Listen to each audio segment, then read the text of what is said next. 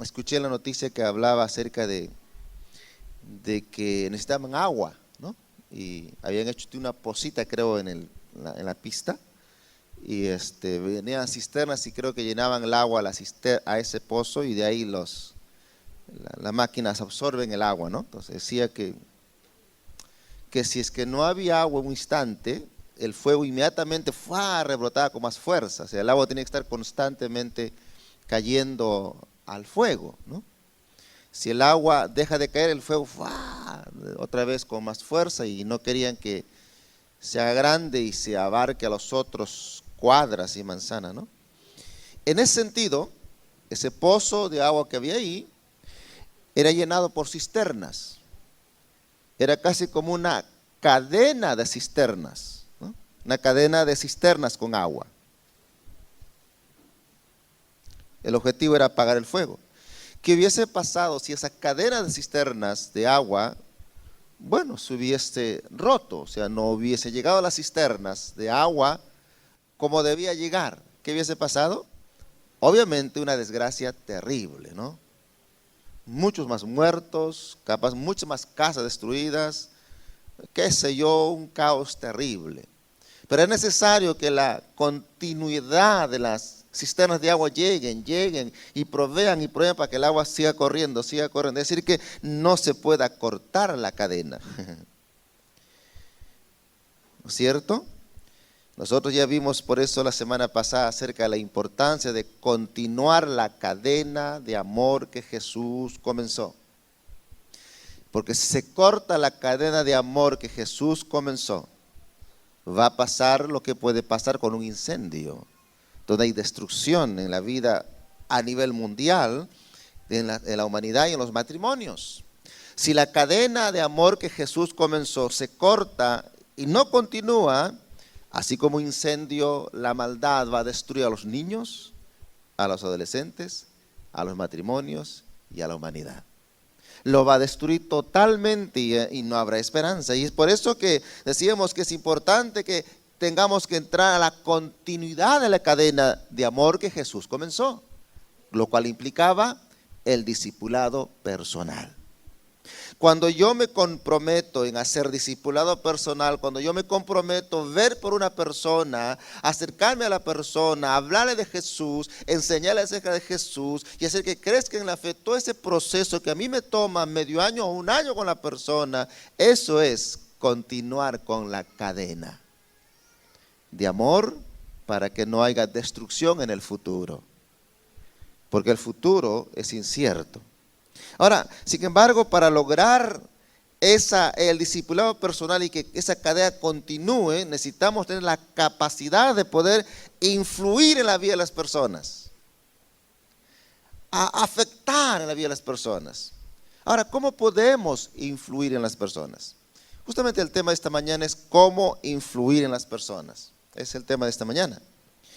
Pero uno de los mejores ejemplos que tenemos en la Biblia de alguien que pudo lograr influir en las personas fue Jesús. Puesto que Jesús en su ministerio logró influir en la vida de las personas al punto que logró un compromiso de discipulado, de discípulo de la gente. Ya Pedro dijo una ocasión cuando Jesús dijo, ¿ustedes también quieren irse? Pedro responde, no, Señor, ¿a quién iremos? Si tú tienes palabra de vida eterna, ¿a quién iremos? Jesús logró influir en la vida de esta persona de tal forma que tuvo un compromiso total con Jesús. Ahora, entonces el ejemplo de cómo influir en las personas es Jesús. Por eso esta mañana vamos a ver, en cuanto a responder la pregunta ¿cómo influyen las personas?, vamos a ver qué hacía Jesús en su ministerio para lograr influir en las personas, cosa que debemos nosotros poner en práctica porque Él es nuestro maestro. ¿Están listos? ¿Listos? Muy bien, bienvenidos todos. Ahí sentados, una oración. Padre, gracias. Cristo, tú eres el Señor del universo. Te clamamos por las familiares que han enfrentado ese incendio grande en Lima. Tal vez hay familias perdidas, obviamente economías también afectadas. Tal vez muchos de ellos han ahorrado todo y ahí se fue todo. Pedimos gracia y favor del cielo sobre cada familia que padece una necesidad. Levanta un obrero tuyo u obreros para que pueda hablarles a esas personas de Jesús. Pero esta mañana prepara nuestro corazón para escuchar tu palabra. Yo, que tengo el privilegio de exponerla, me someto a ti. Anulo mis pensamientos personales, anhelos egoístas, deseos humanos, para que mi boca, mi mente y mi corazón solo sea un portavoz de tus decretos, de tus verdades, de tus principios. Que sean semillas sembradas en cada corazón para que dé fruto de vida eterna, de salvación en forma abundante. Padre, en Jesús, nuestro Señor. Amén. Amén. Lo primero que Jesús hizo, hacía es esto. Aquí estamos, vamos a ponerlo a ver, ¿qué hemos puesto ahí? ¿Cómo influir eso? Ya. Es el tema, cómo influir a las personas, y eso implica haciendo lo que Jesús hizo. Mira, ahí está, primera cosa que hizo, ¿qué hice ahí? ¿Qué hacía Jesús? Iba al encuentro de las personas. Como los bomberos fueron al encuentro desde el incendio. No estaban en su oficina. A ver, los que están quemándose, vengan para acá para apagarles. Traigan su casa para acá. No, ellos tuvieron que sacar sus... ¿Sí o no? Y llegar allí. La primera cosa que Jesús hacía, Jesús iba al encuentro de las personas necesitadas. Cristo sabía el propósito de su venida, por qué estaba aquí, lo tenía muy claro, al punto que él dijo que había venido a buscar y a salvar lo que se había perdido. ¿Se acuerdan el caso de Zaqueo? Él dijo, el Hijo del Hombre vino a buscar y a salvar lo que se había perdido. Jesús tenía muy claro su misión, su propósito, su existencia, su estadía en la tierra, la tenía muy claro. Además, Cristo dijo que él tenía muchas otras ovejas más, a quienes tenía que traerlas para formar un solo rebaño. Quiero que leamos ese pasaje acá, en San Juan. San Juan 10, 14 al 16. Dice así. Jesús dijo, yo soy, ¿qué dijo? El buen pastor. Conozco a mis ovejas. Ellas me conocen a mí. Así como el Padre me conoce a mí, yo lo conozco a Él y doy mi vida por las ovejas. Dice Jesús, yo conozco a mis ovejas. Eso de conocer no significa que solamente mira así y sabe su carita, no, significa de relación personal. Habla de alguien que pertenece a Él, alguien que es de Él, alguien que está unido a Él. De eso habla, no es solo de alguien que mira así, no, habla de relación. Y interesante, luego dice, mis ovejas, ¿qué dice? ¿Qué dice? Y ellas me conocen a mí. Así como el Padre me conoce a mí, yo le conozco a Él.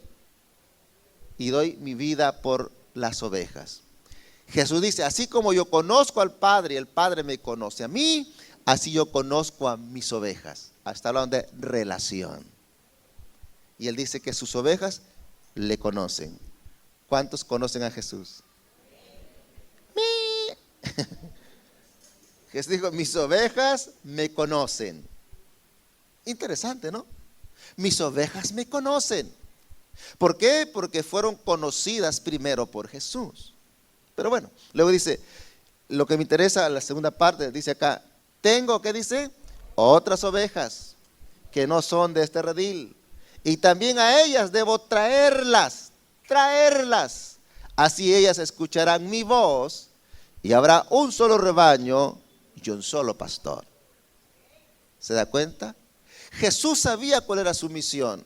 Sabía por qué estaba aquí. Sabía que había venido. Dice, tengo otras ovejas que no están aquí. Necesito ir y traerlas. Ir y traerlas. Jesús iba en busca de las personas necesitadas. ¿Qué hacía Jesús? Jesús iba en busca de las personas necesitadas. Querida iglesia, eso significa discipulado personal. Es una iglesia que va en busca de las personas necesitadas. Es alguien que sale en busca de las personas necesitadas.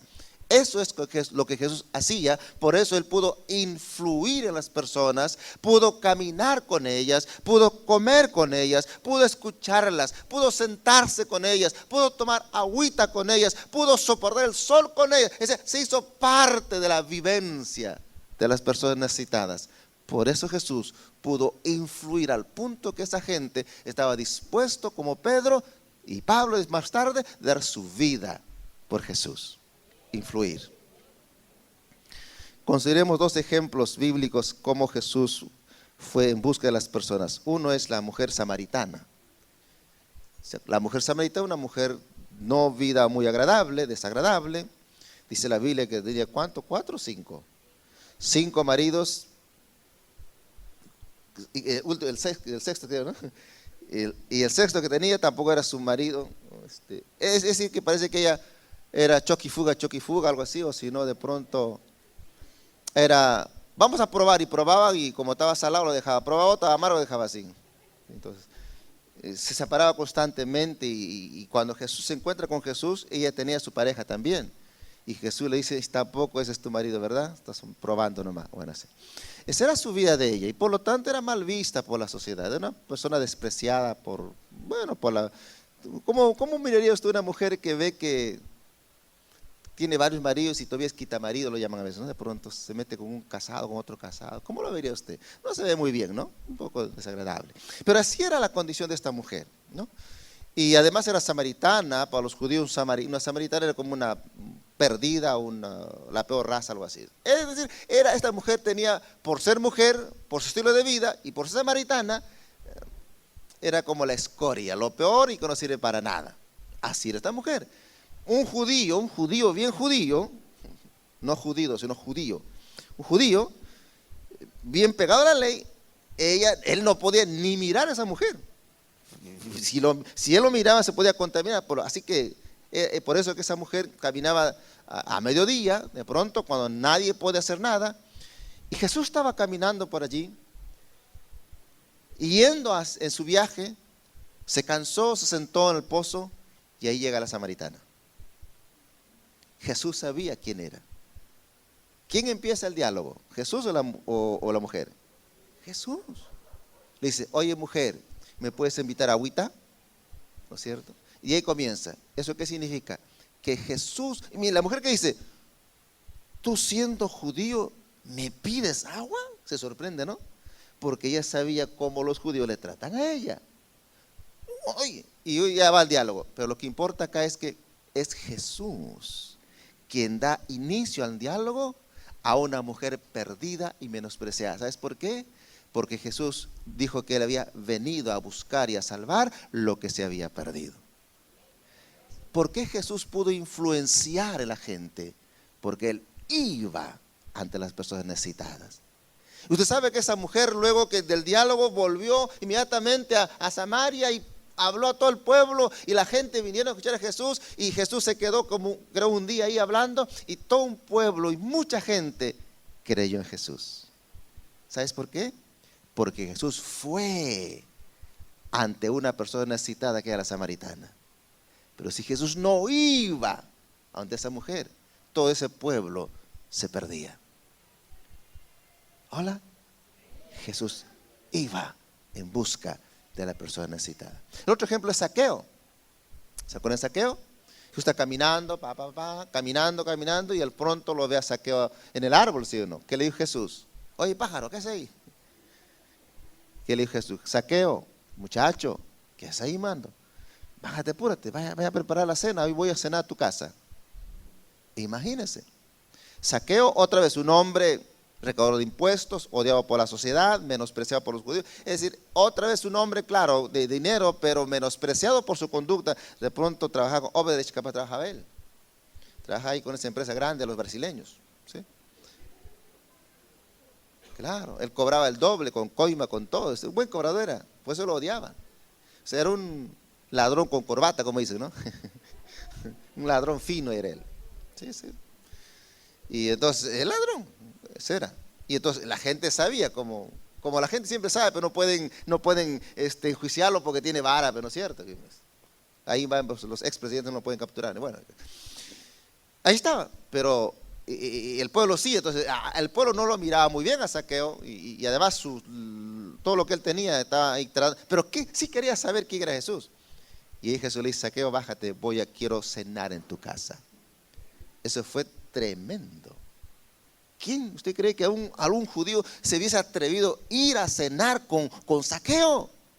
Hubiese dicho que ahí había sacado el video: mira, ahí está la cena que hizo, ahí está la trampa, ahí está la libretita, ahí está mira, acá está todo el pleito que hubiese tenido, sabiendo la reputación que tenía Zaqueo, de ladrón, de pecador. Pero Jesús dijo: voy a tu casa. Y usted sabe la historia. En la casa de Zaqueo, Jesús ni siquiera le condenó a Zaqueo. Ni siquiera le dijo que eres ladrón, mentiroso, y te vas a ir al infierno, vas a ver, y te veo quemándote y los gusanos saliendo por tu ojo. Veo tus cachos ahí. No le dijo nada. Solo comió con él en la mesa. ¿Y Zaqueo cómo está? ¿Cómo va el negocio, Zaqueo? Bien, ¿no? Se ve que te va bien, ¿eh? Tiene buena cosa. Qué bien, Zaqueo, muy bien. A ver, ¿qué? Comiendo. Zaqueo ya no pudo soportar esa cercanía, esa aceptación de Jesús, que él mismo se paró y dijo: Jesús, ya no te soporto. No soporto con mi maldad que tengo acá adentro. Imagínense. Se paró. Quiero confesar mi pecado, dijo. Jesús le dijo eso: no, yo soy ladrón, dijo. Soy pecador, soy ladrón, trafero. Jesús escuchaba nomás. Está bien, pues. ¿Y ahora qué quieres? He decidido arrepentirme. Imagínese. ¿Y qué va a hacer? Ya sé qué voy a hacer. Voy a devolver a quien le robé 1,000, le voy a devolver 4,000. A quien robé 1,000,000, le voy a 4 millones, así. Eso debe hacer los ladrones, ¿no? Devolver. Me he arrepentido, ya, te arrepientes, ahora, págame. Tu arrepentimiento debe ser muestra de restitución. Paga 4 veces lo robado. Y lo que me queda, dijo, lo doy a los pobres. Y Jesús dijo: hoy llegó la salvación a esta casa. Amén. Hoy llegó la salvación a esta casa.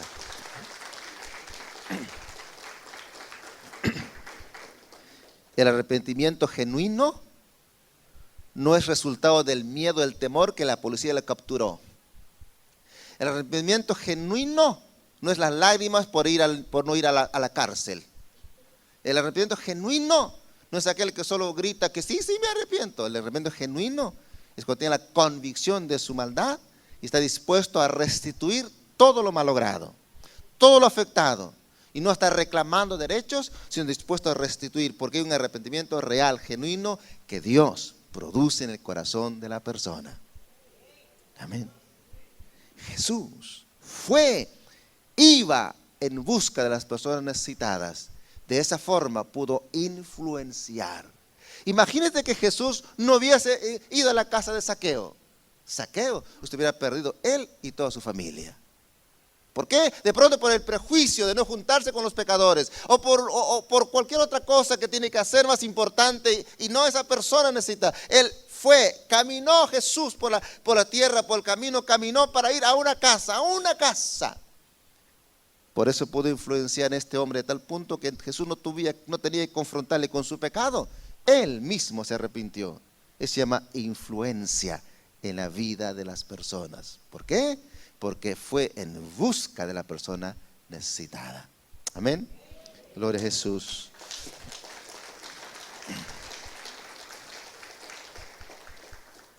Y en ese caminar de ir y buscar a la persona necesitada, ¿qué hacía Jesús? Acá hay Mateo 4:23.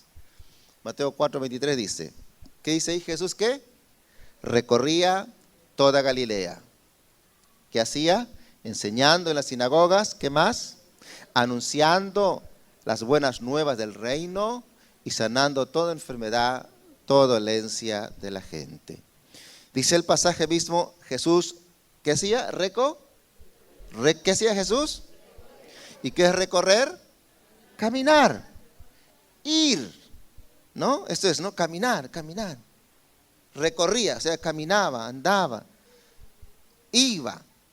Pero ese caminar no era un paseo, no era un paseo que estaba, sino iba en busca de las personas necesitadas. Y cuando los encontraba, hacía tres cosas. ¿Qué hacía con las personas necesitadas? Les enseñaba, ¿no es cierto?, acerca del reino de Dios, les anunciaba o les predicaba la buena noticia. ¿Y cuál es la buena noticia? Que hay esperanza, que sí hay esperanza. Y en tercer lugar, los sanaba si es que estaban enfermos. O sea, él iba caminando, y hablando, y se encontraba un enfermo, ¿qué hacía Jesús? Lo sanaba. Si encontraba un leproso, ¿qué hacía Jesús? Lo sanaba. Si encontraba un ciego, lo sanaba. El proceso de la sanidad y la restauración era el resultado de ir a dar la buena noticia. El resultado de la sanidad y los milagros, es más, Jesús no fue buscando los ciegos, los enfermos. No dijo, ¿dónde están los ciegos? A ver, voy por donde están los ciegos. ¿Dónde están los enfermos? Usted no lo ve a Jesús yendo de pronto, no sé si habría hospital, pero un hospital. No lo ve viendo a un cementerio, voy a resucitar muertos. No, va buscando figuración. Él va con un solo propósito, buscando a la persona necesitada, y la necesidad más grande es que conozca la verdad del Evangelio. Le va a hablar de Jesús, y en eso de hablar a Jesús, ve la gente que tiene necesidades físicas, y entonces Él las suple. Eso es lo que Jesús hacía. ¿Qué es lo que la iglesia debe hacer? Ir en busca de las personas necesitadas, para hablarles de Jesucristo. Y en ese caminar de hablarle de Jesús, se presenta una necesidad humana, solamente tiene que sanarlo o suplirla. ¿Qué significa? Orar en el nombre de Jesús por el enfermo. Orar en el nombre de Jesús por el paralítico. Orar en el nombre de Jesús por el ciego. Orar en el nombre de Jesús por el canceroso. No, perdón, porque está afectado con cáncer. Orar en el nombre de Jesús porque está afectado con SIDA. Orar en el nombre de Jesús porque necesita una operación. Orar en el nombre de Jesús por el endeudado. Orar en el nombre de Jesús porque está enfrentando un vicio encadenado. Orar en el nombre de Jesús. Hola. Ese privilegio y responsabilidad, Cristo lo comisionó y lo encargó a su iglesia. Quiero que leamos acá Mateo, mira. Mateo 10, 7 al 8. ¿Qué dice allí? Jesús dijo, ¿qué dijo Jesús? Vayan y prediquen, el reino de los cielos se ha acercado. ¿Qué más? Sanen enfermos, limpien leprosos, resuciten muertos y expulsen demonios. Den gratuitamente lo que gratuitamente han recibido. Entonces, ese privilegio, eso que Jesús hacía cuando Él iba en busca de las personas necesitadas y suplía las necesidades que había, esa misma autoridad, esa misma capacidad, Jesús la delegó como privilegio y como responsabilidad a sus discípulos, es decir, a su iglesia. Y ahí es el mandato a los discípulos de Jesús. Le dice, vayan y prediquen, sanen, resuciten, echen fuera demonios. Jesús les da esa autoridad. Eso significa que esa autoridad y poder Jesús le ha dado a su iglesia. ¿Qué tiene que hacer la iglesia entonces? Tiene que ir y hacer lo que Jesús hacía. Ir de dos en dos. ¿Qué tiene que hacer la iglesia? Ir de dos en dos. Los que tienen su esposa pueden decir, querida esposa, hoy nos toca ir como Jesús. Vamos, esposa, ya está. Vamos, esposa, ir de dos en dos. Y los que no tienen esposa, con otra hermana, vamos, ir de dos en dos. Los jóvenes, ir de dos en dos, pero no a buscar novia, no. Ir a predicar. Joven, si usted se dedica a predicar, hace lo que Jesús hace, Él te va a dar una buena novia o un buen novio. Un novio que te ame, te respete y ame a Dios. Una novia que ame y respete y ame a Dios. Si usted no hace la voluntad de Dios, un chuki vas a conseguir. Vas a tener la mujer de Chucky por no hacer la voluntad de Dios. Estar haciendo barbaridades y medias ahí, sin el temor de Dios. Así que la tarea es ir en busca de la persona. Esto significa en todo caso que la única forma de que podamos influir en la vida de las personas es estar en medio de las personas, ir a donde se encuentran, porque esas personas no van a venir al templo. Ya vimos la semana pasada, no sé qué día, pero las personas difícilmente van a ir a un templo, a una iglesia, no van a ir. ¿Y por qué no van a ir? Porque por las condiciones que se encuentran. Según espiritualmente la Biblia dice que están muertas en delitos y pecados, y los muertos, hasta donde yo sé, no caminan los muertos, ¿no? No caminan. La Biblia dice que el ser humano, si Cristo está ciego, el Dios del siglo lo ha cegado el Dios de este siglo. Entonces, bueno, el ciego, hermano querido, a no ser que alguien le guíe, ¿cómo va a ir al templo, verdad? No, esto no puede. O sea, la condición espiritual de las personas nos dice la imposibilidad de que ellas puedan ir a buscar de Dios. Primero, están muertos. Segundo, están cegados. Por eso cuando ahora se ve, por ejemplo, ideología del género, donde usted ya no puede saber si nació siendo hombre o mujer, no sabe. Después puede elegir si quiere, si le gusta ser mujer, sea mujer. Después se le antoja ser hombre, bueno, viva como hombre. Otra vez se antoja mujer, bueno, sí. Y es un desorden que ya no sabe quién soy, ni quién somos. Pero ese pensamiento demoníaco, uno se pregunta, ¿cómo es que la gente puede pensar así? Tan ilustres pensadores, buenos administradores. ¿Por qué pueden pensar así? ¿Sabes por qué? Porque están cegados por el diablo su mente. Dice la palabra, 2 Corintios 4:4. El Dios de este siglo ha cegado el entendimiento de la gente para que no le resplandezca la luz del evangelio.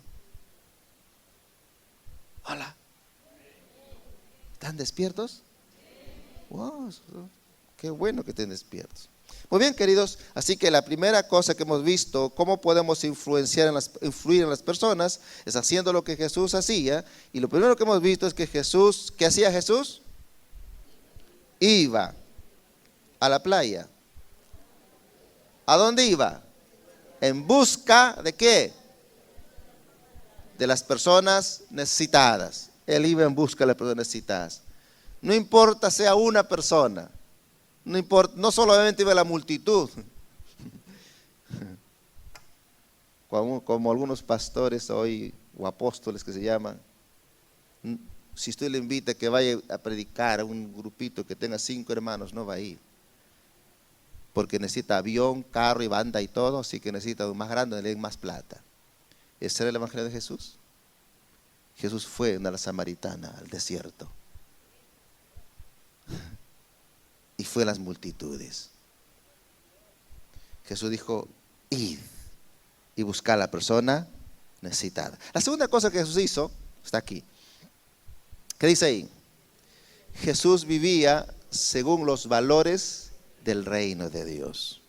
Jesús vivía no a su manera, no como le él placía, no como él quería, no a su antojo, o no según los principios y formas del mundo, de la tierra, de la humanidad, sino según los valores del reino de Dios. Y obviamente Jesús nos mencionó ya el gran mandamiento. ¿Qué dice el gran mandamiento? Amarás al Señor tu Dios con todo tu corazón, con toda tu alma, con toda tu fuerza. Y el segundo es semejante al primero, dijo, amarás a tu prójimo como a ti mismo. De estos 2 mandamientos depende toda la ley, dijo Jesús. Entonces, cuando Jesús nos da el gran mandamiento, esos son los valores del reino. Vimos que hay 2 valores del reino allí. Por lo tanto, cuando decimos que Jesús vivía según los valores del reino y no los valores de la sociedad, del mundo, significa que Jesús vivía este gran mandamiento. ¿Cómo lo demostró? Lo demostró por medio de su obediencia. Jesús, de su obediencia total a la voluntad del Padre. Cristo decía, no hago lo que yo quiero, sino lo que el Padre me dijo o lo que se me encargó, eso hago, no lo que yo quiero. El amor, digamos, la vivencia de Jesús según los principios del reino era su obediencia. Y acá veamos un pasaje.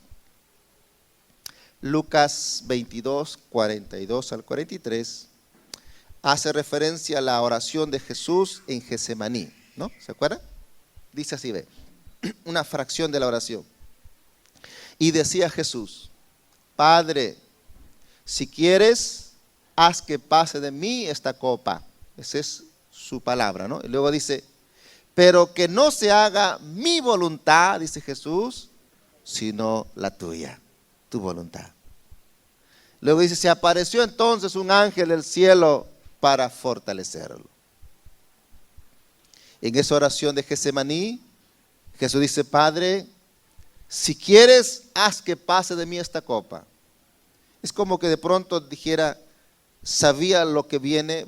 Ahí está orando en Getsemaní en la noche y en la noche lo iban a arrestar y al día siguiente le iban a golpear la espalda o hacer surco su espalda, quitar su ropa, ponerle corona de espina, escupirlo, clavarlo y luego crucificarlo en la cruz, colgarlo de sus manos. Todo ese de dolor de más de 6 horas y la burla y el abandono de sus discípulos, todo eso le iba a pasar. Sabía que eso implicaba parte del proceso de salvar a la gente. Y Jesús como que dice, puede no ser así, pero él dice al final, que no se haga lo que yo quiero, sino que se haga tu voluntad. Y la voluntad de Dios era que el ser humano no perezca. Y la única forma que el ser humano no perezca y tenga vida eterna es que alguien tenía que morir por los pecados de las personas. Y Jesús estuvo dispuesto a sufrirlo, haciendo la voluntad del Padre. Jesús dijo que no se haga lo que yo quiero, sino tu voluntad. Y eso era justamente muestra del amor de Dios, o vivir bajo los principios del reino de Dios. ¿Están bien? ¿Entendieron? Así que la primera forma como Jesús mostró que vivía bajo ellos es su obediencia. Después también lo mostró por medio de la aceptación y la dignidad que le daba a las personas al no condenarlas. Recuerda que el gran mandamiento es amar a Dios, y ahí mostró Jesús en su obediencia. Pero el gran mandamiento luego dice amar a tu prójimo. Jesús lo demostró al aceptar y dar dignidad a las personas, no condenarlas. ¿Se acuerda de la mujer adúltera? Que está en San Juan 8, no vamos a leerlo, pero está en San Juan 8. Cuando los judíos le llevan a Jesús una mujer, le dicen, Jesús, acá está una mujer. Le hemos chapado en el acto mismo. ¿Cómo sería eso, no? O sea que estaban ahí mirando cuándo peca esta mujer, no sé. O de pronto fue uno de ellos que se propuso pecar, un hombre, porque llevaron a la mujer, no al hombre. Vivos son. Y allá los 12, ¿o no? Vivos son ellos. Entonces de pronto era uno de ellos mismos que se había comprometido a fornicar y a acusar a la mujer. Bueno, lo lleva a la mujer, dice, Jesús, acá con una mujer, en el acto mismo, o sea, adulterando, fornicando. Ahora, ¿tú qué dices, Moisés? ¿Qué dice Jesús? La ley de Moisés dice, mujer adúltera, apedreada por pecadora. Así dice, ¿ah? Yo no digo, así dice la ley, ¿ah? ¿Tú qué dices, Jesús? Si Jesús decía que la condene, que la apedree, queda amante de la sociedad. Si le decía que no, decía, está quebrantando la ley de Moisés. ¿Jesús qué hizo? Jesús le dijo, está bien, muy bien, vamos a cumplir la ley. Así que hay que apedrearle entonces, pues. Todos los hombres que están acá, ¿están dispuestos a apedrear? Sí, ya está. Requisito número 1, que ninguno de ustedes haya pecado o tenga pecado. El que no tiene pecado, empieza a apedrear. Ya, empieza rápido, apúrese. ¿Qué dice la historia? Que uno por uno se fueron, porque su conciencia le acusaba. De mayor a joven, o sea, los viejitos tenían más pecado, ¿no?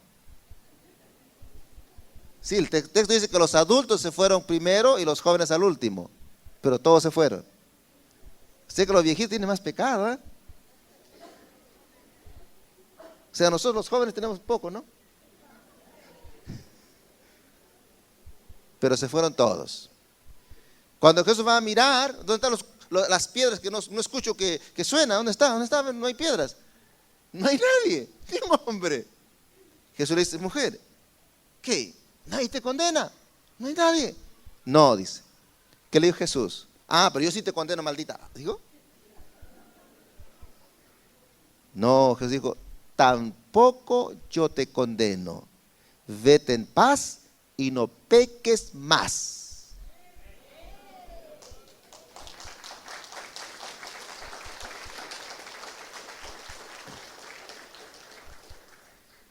Yo pienso que faltaba una coma ahí, porque si pecas te van a apedrear. ¿Veo que le dijo? Vete en paz y no peques más. No le dijo, yo también te perdono, anda, siga haciendo lo que quieras, igual te voy a perdonar. No le dijo eso. Dijo, yo no te condeno hoy. Vete en paz, hija, pero no peques más. ¿Hola? ¿Está claro eso? No peque más. Aleluya. Entonces Jesús mostró justamente ese que vivía bajo los principios de Dios, porque no condenaba a la gente, no los señalaba, no los amenazaba, les llevaba hacia el amor de Dios y los restauraba.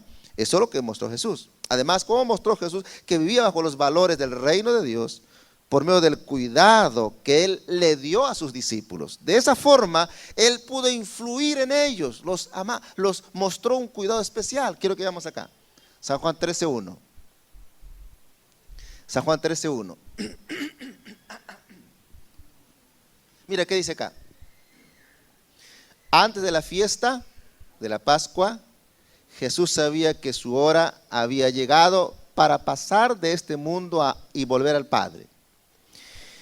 A los suyos que estaban en el mundo los había amado siempre. ¿Y qué luego hizo? Y los amó hasta el fin. Cuando Cristo ama, ¿hasta cuándo ama? Hasta el fin. No nos ama por un día nomás, un año nomás, hasta que no nos durmamos. Cuando se duerme ya no les amo, no dice eso, ¿no? Porque Jesús los ama a ustedes aunque están durmiendo también. Les cuento un chiste sobre el sueño. No, hace poco escuché, un pastor dijo así. Dice que en una iglesia había una hermanita que se dormía siempre. Se dormía siempre, ¿no? Y entonces al costado estaba su nieto, dice, sentaba.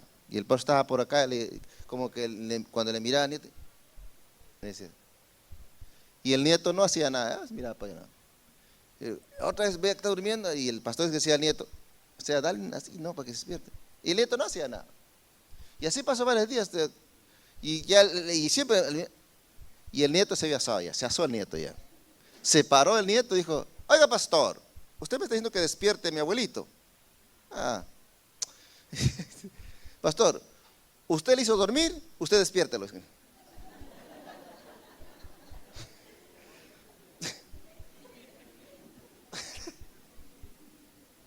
Así que, hermanos, tendré que bajar a despertarse a todos, cada uno. Sé que, como no puedo estar bajando cada rato, voy a tener unas bolitas mejor, ¿no?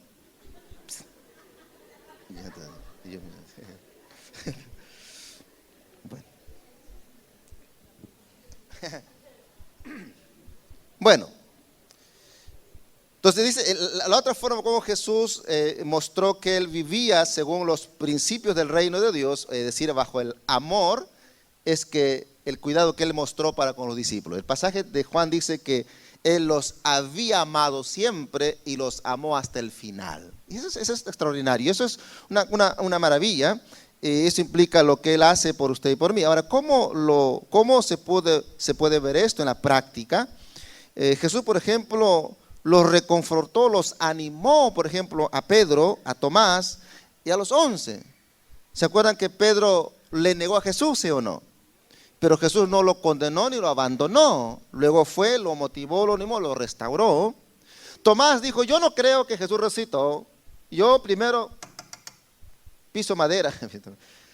No, si yo no agarro, no toco, no agarro su cuerpo, su hueco, así como el clavo. No, a mí nada con cuenta acá, con historias de ilusiones. Era discípulo de Jesús. Jesús apareció y le dijo, Tomás, mira, entonces toca pues Tomás. Y pobre Tomás se arrodilló, cayó al piso y no, uy, verdad. ¿Qué está haciendo Jesús? Está restaurándolos.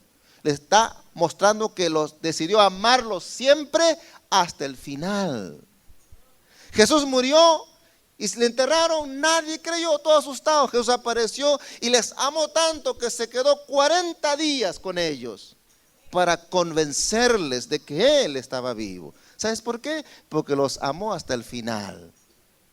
Jesús vivía según los principios del reino de Dios y no según los principios de la sociedad. Por eso él pudo influir. Y eso vivir según los principios está básicamente lo que significa el amar a las personas, amar a Dios y a las personas. Jesús mostró su amor para con las personas. Aquí también mira, San Juan 17. En su oración, mira cómo oró Jesús. Mira cómo oró Jesús. Dijo, yo ruego por ellos. ¿Qué más dice? No ruego por el mundo, sino por los que me diste, porque son tuyos. ¿Qué le parece? Jesús no oró por los no creyentes. Jesús oró por sus discípulos. ¿Por quién cree que Jesús ora hoy? Por sus discípulos. Ahí está. ¿Están, no? ¿Están viendo ahí? Yo ruego por ellos, no ruego por los que están durmiendo. Perdón. No ruego por el mundo, sino por los que me diste, porque son tuyos. Interesante, ¿no? Bueno, luego dice, pero no ruego solamente por estos, sino también por los que han de creer en mí, por las palabras de ellos, para que todos sean uno, como tú, oh Padre, en mí, y yo en ti, que también ellos sean uno en nosotros, para que el mundo crea que tú me enviaste. ¿Se da cuenta? Jesús mostró que vivía bajo los principios de Dios, que es el amor a Dios y amor a las personas, con lo que él hizo, el cuidado que dio con los discípulos hasta el final, pero también por medio de su oración. Él está orando por sus discípulos y aún por los discípulos de este tiempo, porque dice, por los que habrán de creerles a ellos cuando hablen de mí. Y nosotros hemos creído en Jesús por lo que los discípulos hablaron, lo cual significa que Jesús oró por usted. Oró por usted.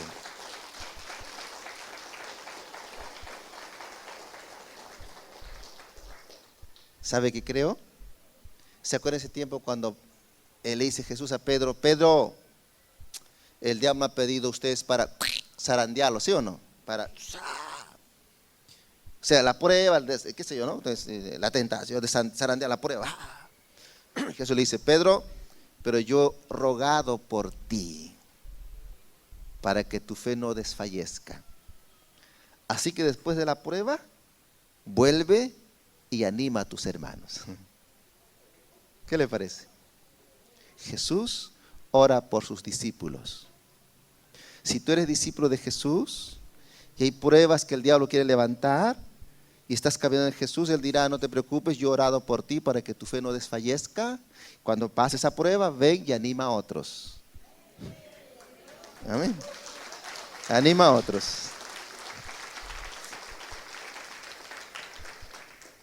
Y usted podrá decir, queridos amiguito y hermanito, yo estaba pasando por esto, me iba a morir, ya me quería cortar el pescuezo, y una desgracia.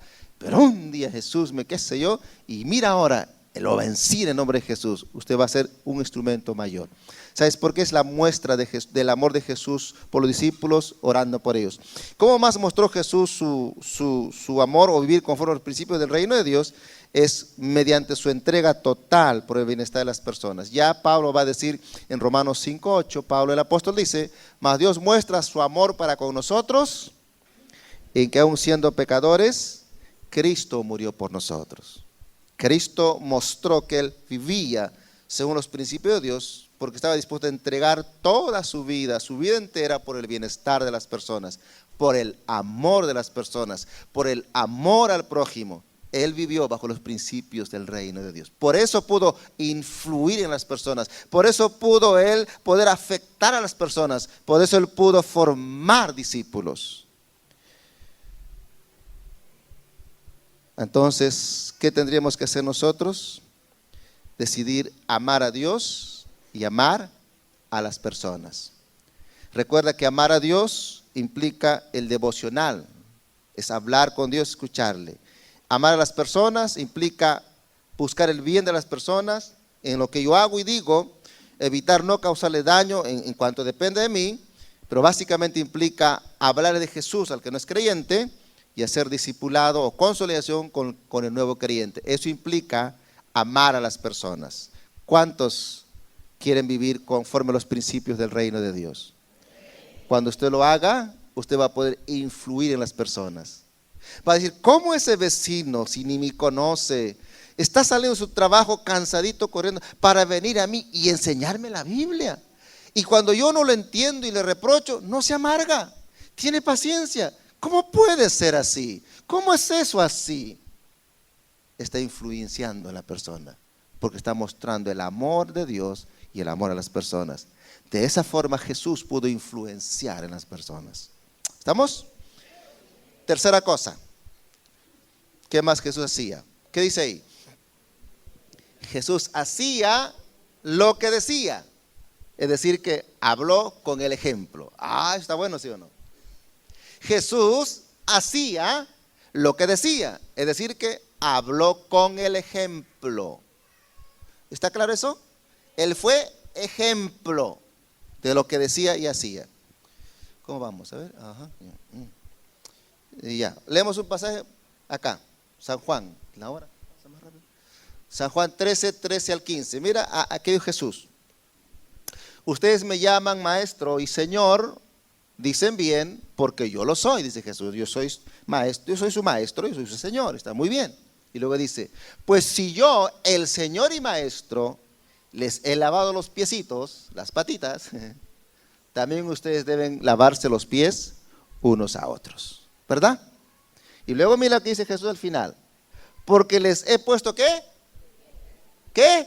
Ejemplo, para que lo mismo que yo he hecho con ustedes, también ustedes lo hagan. Jesús llegó a influenciar muchísimo en la gente porque Él era un ejemplo, un modelo de lo que Él decía. Aquí les doy un ejemplo extraordinario, maravilloso a los discípulos lavando los pies de ellos, un ejemplo del servicio y la humildad. Jesús no le dijo la humildad es esto está bien. Él les hizo con un ejemplo. El servicio no dijo que es así, sino que Él hizo, les sirvió, les lavó los pies, les mostró el servicio y la humildad, les dio un ejemplo de su enseñanza. De esa forma Él pudo influenciar en ellos. ¿Estamos? Hola, ¿me está escuchando bien esta mañana o no? ¿Ya escuchando bien?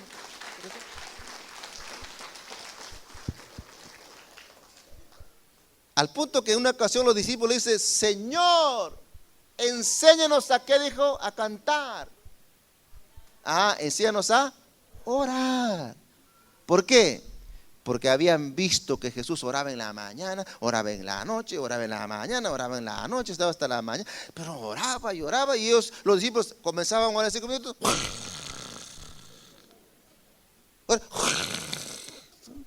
3 años y no aprendieron a orar, ¿sí o no? En Getsemaní. ¿Sí o no, Arturo? Así que no somos, casi somos semejantes a ellos, ¿no? No se preocupen. Ellos eran discípulos y nosotros estaban igual. Y por eso le dijeron, Señor, enséñanos a orar, ¿no?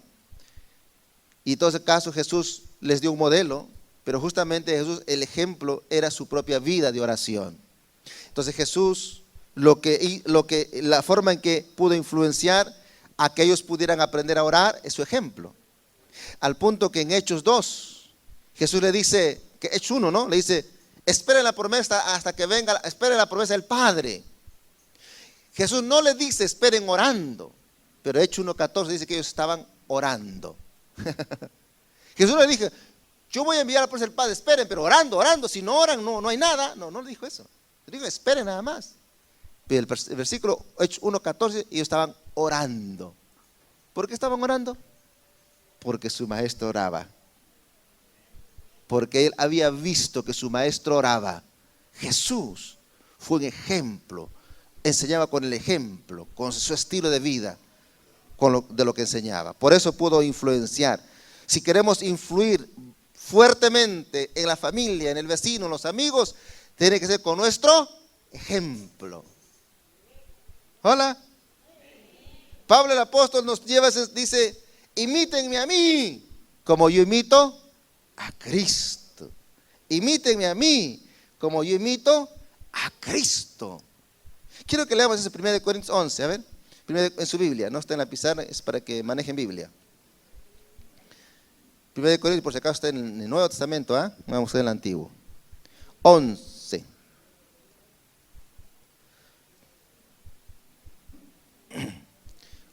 Uno ahí dice justamente, imítenme a mí como yo imito a Cristo. ¿Ve? Ahora, ¿pero en qué vamos a imitar en Pablo? ¿Su pelo? ¿Su cabello? No tenía pelo, ¿su pelada? ¿En qué vamos a imitarlo? Porque Pablo era pelón, así pelón. ¿En qué vamos a imitarlo? ¿En su color, en su comida? No. Capítulo 10 de 1 Corintios, versículo 31 al 33, vamos a leer. Ahí nos dice en qué debemos imitarlo.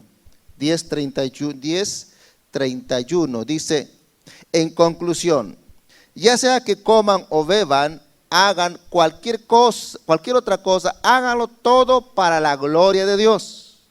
No hagan tropezar a nadie, ni a judío, ni a gentile, ni a la iglesia de Dios. 33. Hagan como yo, que procuro agradar a todos en todo. No busco mi propio interés, sino los de los demás, para que sean salvos. ¿Estamos? Pablo dice, imítenme a mí como yo imito a Cristo. ¿Pero en qué imitar? En todo lo que hagamos, dice, debemos hacerlo para la gloria de Dios. Y todo lo que yo hago, debo hacerlo no pensando solo en mí, sino en el bienestar de la otra persona. Eso dice Pablo. Eso es imitar a Jesús, eso es imitar a Pablo. Hacer todo para la gloria de Dios, ¿qué significa? Que todo lo que concuerda con las palabras de Dios. Si usted va a hacer algo en la vida, cualquier cosa que quiera hacer, pregúntese, ¿esto glorifica a Dios? Me voy a la discoteca con las drogas, ¿esto glorifica a Dios? ¿Puede glorificar? ¿Usted tiene la respuesta? No sea tonto. Acá estoy por acá. Yo tengo a mi mujer, pero esta flaca me llama. Esta flaca me llama. Está bien, te llama la flaca, sí, te dice, venga. Sí. Ya. Y usted le dice, ¿esto glorifica a Dios? No sea tonto. Todo lo que haga que glorifique a Dios, dice. Todo. Lo que habla, lo que compra, lo que mira, lo que respira, que glorifique a Dios, querido. Es imitar a Pablo, como Pablo imita a Jesucristo. Hola.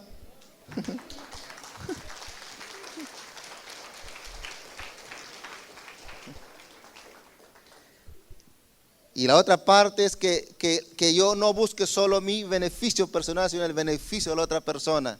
Es decir, que si yo pienso en cuanto a mi esposa, por ejemplo, ¿qué es lo que yo debo? ¿Cuál debe ser el reto de mi vida? Es que todo lo que yo pueda pensar o hacer, debo pensar en el bienestar de mi esposa más que en mí.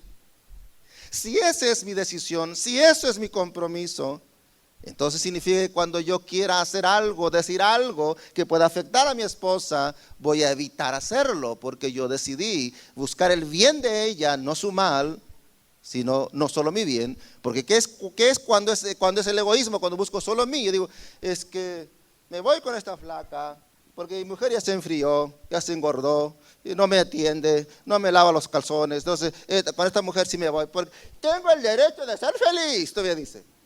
No sea tonto, no sea egoísta.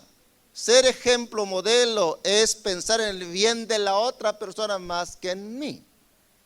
El matrimonio es pensar en el bienestar de mi pareja, no solo en mí. Eso es el principio correcto que va a restaurar la familia. ¿Estamos? Muy bien, muy bien.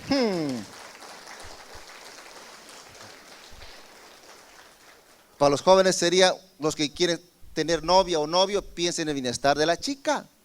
Yo sé que el chico piensa en él, me gusta esta flaca, que quiere tener sexo, quiere tener con ella sexo. ¿Que el sexo le va a beneficiar a esa niña? No, señor, lo va a dañar. No sea egoísta, piensa en el bienestar. ¿Qué va a decir su papá? ¿Qué va a decir su mamá de esa niña? ¿Le va a aplaudir por salir con panza? ¿Le va a aplaudir? ¡No! Entonces piense, no sea egoísta, piense en el bienestar. Si usted no puede contra esto, entonces renuncie, diga, querida mujercita, yo no puedo, si sigo más contigo, te amo tanto, te voy a violar a la fuerza, mejor te dejo y me voy de este país. Está siendo hombre sabio, no tonto. Aleluya. Eso es pensar en el bienestar de la otra persona. Es la muestra del amor al prójimo. Ya. Está bien, ¿sí?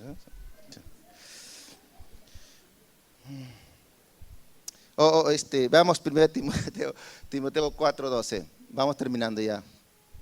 1 Timoteo 4:12. Ve lo que Pablo el apóstol va a decir. Nos dice: ninguno tenga en poco tu juventud, sino sé ejemplo.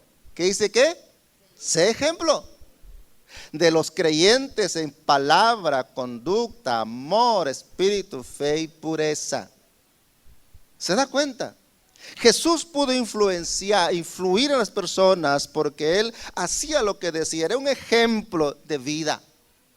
Pablo nos dice que Él lo fue y nos pone ejemplo. Y acá Pablo le dice a su discípulo Timoteo: querido Timoteo, no seas cualquiera, sé ejemplo, sé ejemplo. Y le menciona en 4 o 5 cosas: sé ejemplo. Sé un modelo a imitar, sé el modelo de un verdadero discípulo, sé el ejemplo de cómo debe ser un discípulo. Sé tú, Timoteo, le dice. Y en la vida pública le menciona 2 cosas. Sé ejemplo, dice, en palabras. En griego es logos, ahí la palabra es logos. ¿Pero qué significa eso?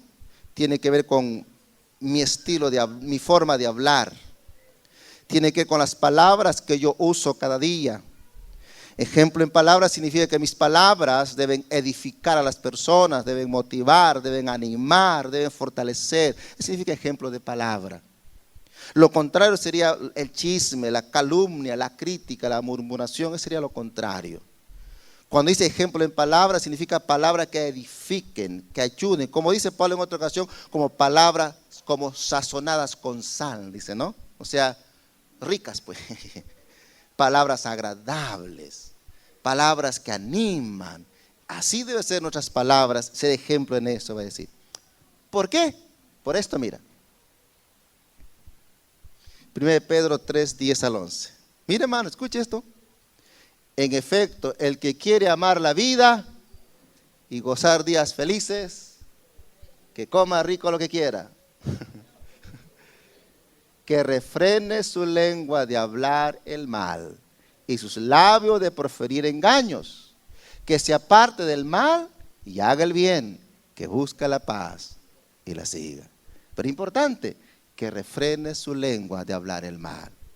Y Pablo lo dice, que debemos ser ejemplo en el manejo de nuestras palabras, nuestro lenguaje. ¿Qué más? ¿En qué de ser ejemplo? Le dice, sé ejemplo en conducta. En conducta. En griego es anastrofe. Anastrofe es la palabra conducta, que tiene que ver con comportamiento o con estilo de vida. Pablo dice que deben ser ejemplo, modelo a imitar en nuestro comportamiento o en nuestro estilo de vida. Son ejemplos externos hacia lo que van a ver las personas en lo que yo hablo y en mi estilo de vida. O mi testimonio en todo caso. Y lo que dice Pedro el apóstol sobre eso. Acá Pedro 2:11 al 12. Ve lo que dice Pedro el apóstol. Mira lo que dice. Queridos hermanos, les ruego como a extranjeros y peregrinos en este mundo, que se aparten ¿de qué? De todos los deseos pecaminosos que combaten contra la vida. Mira, ¿cómo dice el pasaje? Como extranjeros y peregrinos. ¿Qué somos? Significa que no somos de esta tierra, somos del más allá, que hemos venido más acá.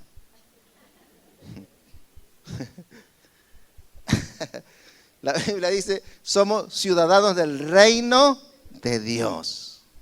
Aquí estamos de pasada nomás. Por eso, como extranjero y peregrino. Si somos del reino de Dios, no debemos contaminarlos con este mundo, sino vivir bajo los principios del reino de donde somos.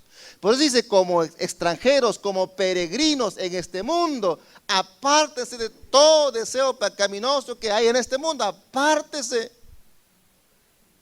Eso es decisión nuestra. Usted y yo decidimos. Yo decido no apartarme, sino vivir con este mundo, este estilo de vida, con los principios. No, hay que llegar a los pecados, es verdad, Pero vivir con los pecadores, comer con ellos, hablar su lenguaje, hablar sus chistes, hablar su pecado, es estar viviendo con el mundo. No es que yo debo aislarme de ellos, no.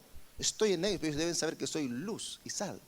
Si yo voy en medio de ellos, ellos dejan de hablar las cosas incorrectas, entonces están viendo que soy luz y sal. Pero si yo llego y hablan más cosas horribles y yo me gozo con ellos, estoy siendo igual que ellos, no siendo luz y sal. ¿Entienden? Estamos. Hola. No hay que salir del mundo, no, tenemos que estar allí, pero no vivimos bajo los formatos de ellos. Uno dirá, no, discúlpeme, eso yo no puedo hacer, yo soy hijo de Dios. No, yo soy hija de Dios, discúlpeme, yo no puedo hacer eso. Allá usted, discúlpeme, yo no. Tiene principios. Hola. Denle aplauso al Señor para que salga todo su principio ahí.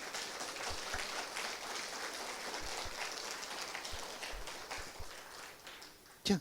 Luego dice, manténgase entre los incrédulos como con una conducta tan ejemplar que aunque les acusen de hacer el mal, ellos observen las buenas obras de ustedes y glorifiquen a Dios en el día de la salvación.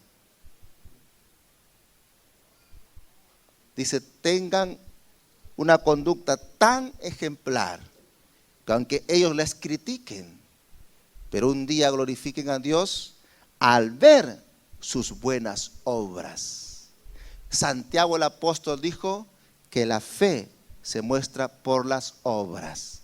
Mi buen hablar, mi buena conducta, mi amor a Dios, mi amor a las personas. Mi amor a Dios cuando es escucharle a Dios, cuando es hablar con Él. Mi amor a las personas cuando yo evangelizo a la gente, cuando consolido. Mi amor a la gente cuando yo controlo mi palabra, cuando sé arrepentirme. Es decir, esas acciones de bien que yo hago, eso van a glorificar a Dios. Entonces Pedro el apóstol dice que debemos ser una conducta tan ejemplar en la sociedad. Y Pablo le dice a Timoteo, sé ejemplo de comportamiento, de estilo de vida, como discípulo de Jesús, para que otros puedan también seguir el ejemplo.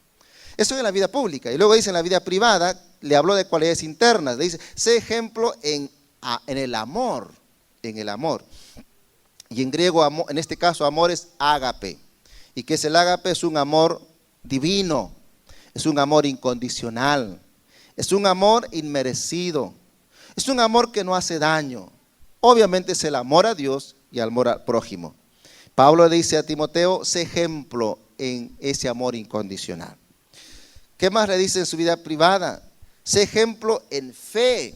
Fe en griego es pistis. No peste no es pistis. Pistis. Eso es en griego pistis. Fe. ¿Qué significa confianza o fidelidad? Pablo está diciendo a Timoteo, hombre, Timoteo, tienes que ser un hombre de confianza, que la gente pueda confiar en ti, que pueda ser un hombre fiel con bueno, eres soltero. En el caso de la fidelidad tiene que ver en el matrimonio, en lo que hago, en mi vida, que pueda ser fiel con mis compromisos, fiel a mis tratos, fiel a mi palabra, lo que dije yo debo cumplirlo. Pablo dice, sé ejemplo allí, su vida privada, tiene que ver con vida interna. La fidelidad en las relaciones humanas y ser un hombre de confianza. Y es que uno puede ser de confianza cuando uno cumple su palabra, por ejemplo, ¿no es cierto? Y por último dice, sé ejemplo en pureza. Pureza en griego es agneia. Y la pureza en este caso tiene que ver con la castidad, obviamente, pero también tiene que ver con la sinceridad. Es decir, palabras y pensamientos tienen coherencia. Aunque pureza puede ser originalmente castidad, o sea, no adulterio, no fornicación, no esas cosas, no pornografía, pero también tiene que ver con la sinceridad. La pureza tiene que ver con que hay coherencia entre mis pensamientos y lo que yo hago. Y hay un dicho así que dice, que reza de esta forma: tus acciones hablan tan fuerte que no me dejan oír tus palabras. ¿Qué le parece? Alguien dijo, tus acciones hablan tan fuerte que no me dejan oír tus palabras. Yo puedo tratar de hablar muchas cosas, pero mis acciones pueden hacer que la gente no escuche, porque no estoy siendo ejemplo en lo que yo estoy creyendo. Ser discípulo de Jesús, ser ejemplo. Jesús fue ejemplo. Por eso pudo influir ante las personas. Por eso pudo lograr un grupo de personas que pudieran seguir sus pasos. Por lo tanto, si deseamos cumplir con el gran proceso del discipulado personal, tenemos que poder influir en la vida de las personas. Porque si no podemos influir, no podemos lograr discipulado personal. Y eso es por medio del Evangelio del Reino de Dios. Y para lograrlo tenemos que vivir con las personas, relacionándonos con ellas, practicando los valores del reino, hablarles y modelarles las verdades bíblicas. Hablarles y modelarles las verdades bíblicas. Y entonces vamos a poder influir en ellos y lograr lo que queremos, discipulado personal, tarea que Jesús nos encargó. Ahora, esta tarea podemos tomarlo o dejarlo. Depende de cada uno de nosotros. Alguien puede decir, no, yo estoy así con mi vida, tranquilo, yo voy así, ¿qué es eso de discipulado personal? Ejemplo, yo hago lo que puedo, Está bien, puede seguir esa vida. Pero de seguro que será una vida carnal. Y una vida carnal es un testimonio incorrecto ante Dios. Una vida carnal, un creyente carnal, es como un siervo de Satanás. Porque su vida incoherente hace que mucha gente no quiera creer en Jesús. Dice, para ser como ese tal por cual, está siendo siervo de Satanás, un creyente carnal, que dice, voy a vivir a mi manera, no como Dios. Y esas consecuencias ya sabrá que viene terrible en su vida, porque está haciendo que sea blasfemado el nombre de Jesús. Y ya Dios le dijo a David, por cuanto has hecho denigrar mi nombre, no más. Te hubiese dado mucho más, no te daré más, le dijo. David perdió muchísimas cosas más por su pecado. Y su pecado Dios lo perdonó, ¿sí o no? Pero trajo consecuencias a su vida.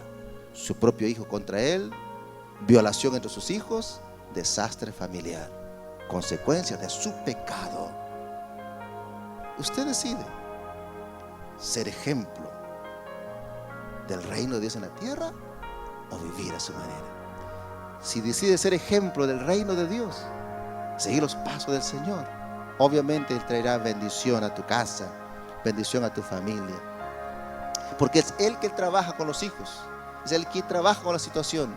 Él hará lo que tiene que hacer, pero depende de usted. ¿Está bien? Gloria a Jesús.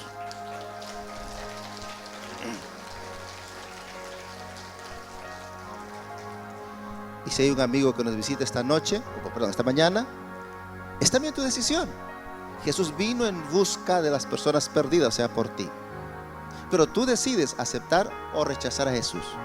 Ya Jesús mismo dijo, de tal manera amó Dios al mundo, que ha dado su Hijo unigénito, para que todo aquel que en Él crea no se pierda, mas tenga vida eterna. 17 dice, y Jesús no vino, Dios no envió a su Hijo para condenar al mundo, sino para que sea salvo por Él. Y el 18 dice, el que creyere entonces será salvo, mas el que no creyere ya ha sido condenado. Amigo y amiga, o alguien que está aquí todavía que no se arrepintió, sigue siendo tu decisión. Tú decides querer a Jesús o rechazarlo. Pero si decides rechazarlo, sepa que ya estás condenado. Tú mismo te estás condenando, no Dios. Y la condenación significa separado de Dios. El final es el infierno. Lo crea usted o no, pero es la verdad. Pero si usted decide aceptar a Jesús, tienes vida eterna a partir de hoy. Y el amor de Dios hasta el final. Bendición de Dios.